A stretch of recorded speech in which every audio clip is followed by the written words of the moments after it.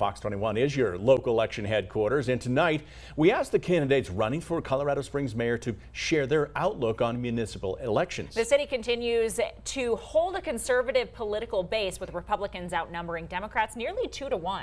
Fox 21's Austin Sack reports as we prepare to swear in the city's 42nd mayor, the question becomes, will the conservative base remain as Colorado Springs continues to grow? Yeah, Scott and Taylor, it's a tough question to answer, but after sitting down with both candidates who have considerable differences, it's clear the political landscape in Colorado Springs is definitely changing. I looked into how fast and in what direction.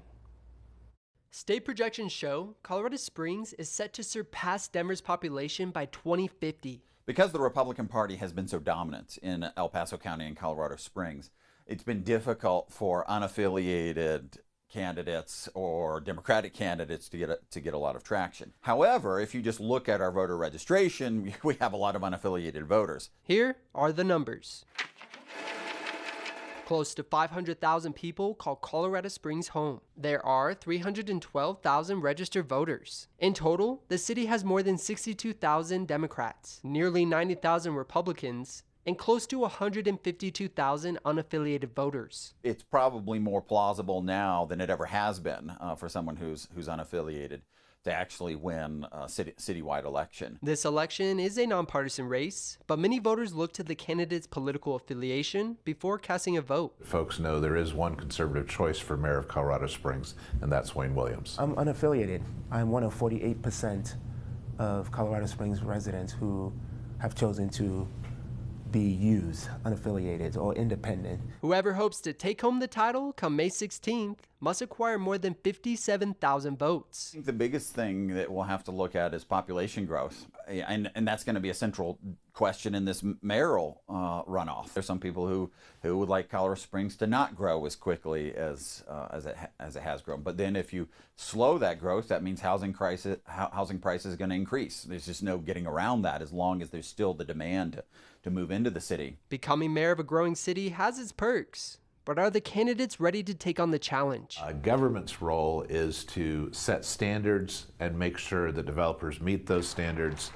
We've done that by actually increasing the requirements, both in a new water fee, a new public safety fee, and increasing the parks fee. Do we trust our government is going to be making the right decisions for our residents as we grow? And that's a challenge I fully intend to lean into and take on, because my only special interest in this race is the people of Colorado Springs. Everyone comes to Colorado Springs for one reason or another, but if history tells you anything, one factor is the overwhelming political position of the city. When you talk about where someone's going to take our city, where they're going to lead, you look at what they've done before.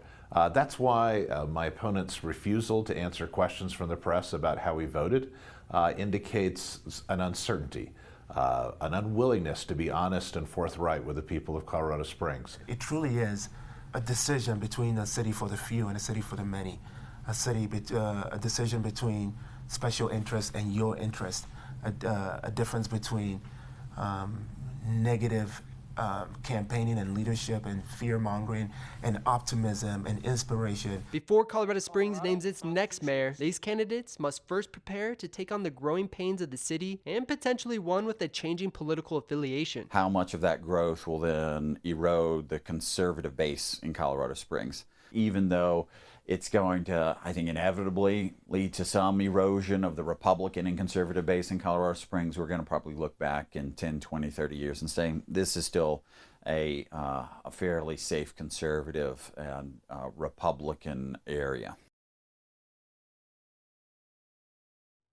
Now, before you cast your vote for the May 16th election, head to fox21news.com to hear from both candidates on why they want you to vote for them. Scott and Taylor, back to you.